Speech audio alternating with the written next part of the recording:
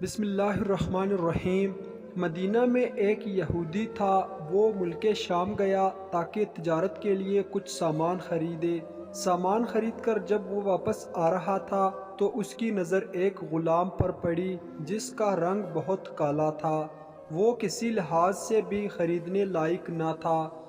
یہودی نے سوچا کہ اگر وہ اسے خرید لے اور اپنے شہر مدینہ میں جا کر مہنگے داموں بیچ سکتا ہے اور نفع کما سکتا ہے، چنانچہ اس نے وہ غلام خرید لیا جس کا نام سالم تھا۔ مدینے میں پہنچا اور سارا سامان 3 دن میں بیچ دیا، لیکن سالم کو خریدنے والا کوئی نہیں تھا۔ ہر کوئی اس کی شکل اور صورت دیکھ کر نظر انداز کر دیتا تھا۔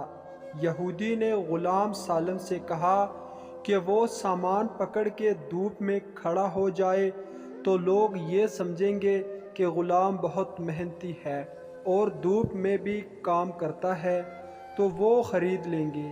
سالم نے ایسا ہی کیا، لیکن لوگ ہوشیار تھے۔ انہیں پتہ چل گیا کہ یہ غلام محض مالک کے حکم پر کھڑا ہے۔ مدینہ میں ایک خاتون تھی جو اپنی خدا ترسی کی وجہ سے مشہور تھی۔ انہوں نے جب غلام کو دیکھا تو اسے خرید لیا۔ اس خاتون کا نام فاطمہ تھا۔ مکہ سے ایک صاحب مدینہ آئے جن کا نام حذیفہ تھا۔ لوگوں نے انہیں مشورہ دیا کہ فاطمہ بہت پاک باز اور خدا ترس خاتون ہے، آپ ان سے شادی کر لیں۔ حذیفہ نے تسلیم کر لیا اور فاطمہ سے شادی کر کے واپس مکہ روانہ ہو گئے۔ سالم غلام بھی ساتھ چل گیا۔ مکہ پہنچ کر حذیفہ نے اپنے دوست عثمان بن عفان سے ملاقات کی اور اسے خوشخبری دی کہ میں نے مدینہ میں ایک خاتون سے شادی کر لی ہے جو بہت اچھی خاتون ہے اور اپنی پاک بازی کی وجہ سے مشہور بھی ہے۔ لیکن عثمان نے اپنے دوست حذیفہ کی بات پر خاص توجہ نہ دی۔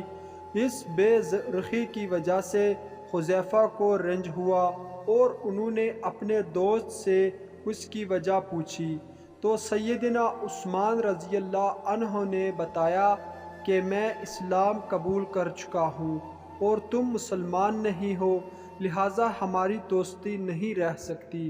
حذیفہ جانتے تھے کہ عثمان بہت سمجھدار انسان ہے، وہ کوئی بے فائدہ کام نہیں کر سکتے، لہٰذا اپنے دوست کو کہا کہ میں بھی اسلام قبول کروں گا اور اپنی زوجہ فاطمہ اور غلام سالم کے ساتھ اسلام قبول کر لیا۔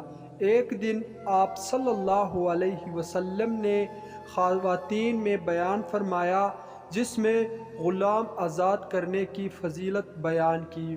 فاطمہ نے گھر آ کر سالم کو آزاد کر دیا، لیکن سالم نے کہا میرا ملک شام بہت دور ہے، آپ لوگ بہت اچھے ہیں، اس لیے میں آپ کو چھوڑ کر نہیں جاؤں گا۔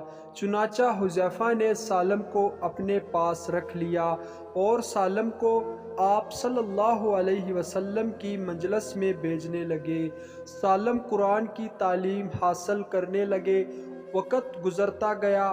ایک بار یوں ہوا کہ وہ مسجد میں قرآن پڑھ رہے تھے کہ آپ صلی اللہ علیہ وسلم تشریف لائے اور ان کا قرآن سن کر کہا تمام تعریفیں اللہ کے لیے ہے جس نے میری امت میں سالم جیسے لوگ پیدا کیے۔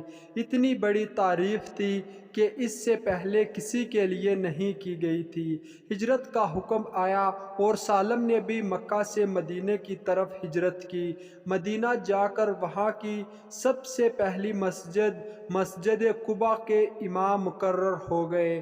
لوگ رشک کرنے لگے کہ ایک ایسا غلام جسے کوئی خریدنے کو تیار نہ تھا آج مسجد قباء کا امام بن گیا۔ پھر وقت گزرا، آپ صلی اللہ علیہ وسلم کی وفات ہوئی۔ خلیفہ رسول سیدنا ابوبکر صدیق رضی اللہ تعالیٰ عنہ کا زمانہ بھی گزرا اور امیر المومنین سیدنا عمر رضی اللہ تعالیٰ عنہ کی وفات کا وقت بھی قریب ہوا۔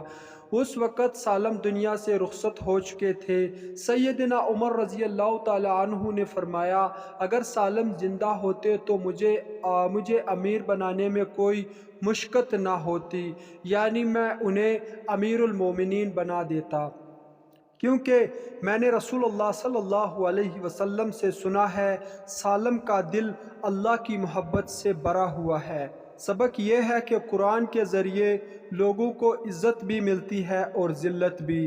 جو قرآن سیکھ جاتے ہیں انہیں اللہ تعالیٰ ایسی حکمرانی عطا کرتا ہے کہ وہ لوگوں کے دلوں پر حکومت کرتے ہیں۔ سالم جن کو کوئی غلام کی صورت میں خریدنے کو تیار نہ تھا، انہیں قرآن نے کیسی عزت سے نوازا۔ تو ناظرین یہ تھی ہماری آج کی ویڈیو اچھی لگے تو لائک شیئر کریں۔ ملتے ہیں نیکسٹ ویڈیو میں، اپنا بہت خیال رکھیں۔ اللہ حافظ۔